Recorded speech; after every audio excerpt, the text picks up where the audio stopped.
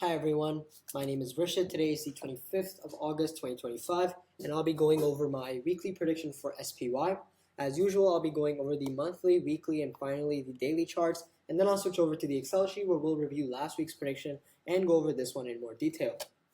But before getting into this video, it's important to make the disclaimer that all information here is completely educational and therefore it is important to conduct your own analysis, whatever analysis that may be, to ensure that you're comfortable with the risk, reward, and trading style since you may not be with mine. But with that out of the way, let's get into the video.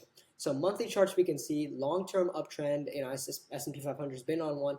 Now this last week, now although this isn't completely reflected in this month, we can see, well, we know that last week the Fed chairs outlook was a massive reason for the broader market rally, and the S&P 500 was no exception. Because of the imminent interest rate cut indication, the market rallied quite heavily on last Friday.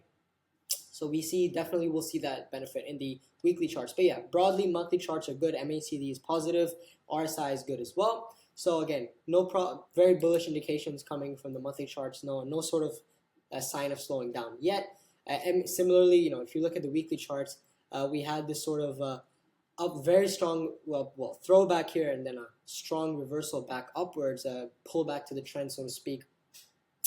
And we see this candle right here is very interesting. We see that it went down really heavily, and when we zoom into the daily charts, we'll see this in more detail. It went down, but then and I know because it was coming in the daily charts, the last day really pulled this up.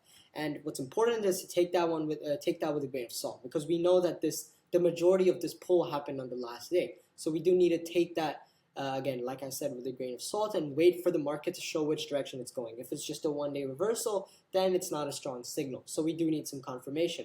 But on the technical side of things, volume was good that week, MACD positive, RSI positive, and that's that. The ATR as well, although I'm not showing it here, I know because I've done the analysis beforehand, it's declining. So the volatility is actually declining. And here you go, this is what I was talking about.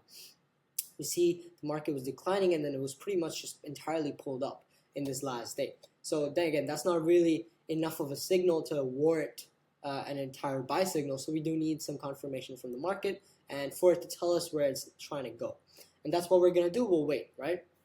So if I switch over here, to the SPY, we see that this week we'll buy if it crosses 646.09 and sell if it falls below 628.77 with a target of 1% trailing stop loss of 0.5. If neither are hit, then we will close on Friday. The weekly and monthly trend are up. That's all for this video. Thank you for watching. Enjoy, and I'll see you in the next one.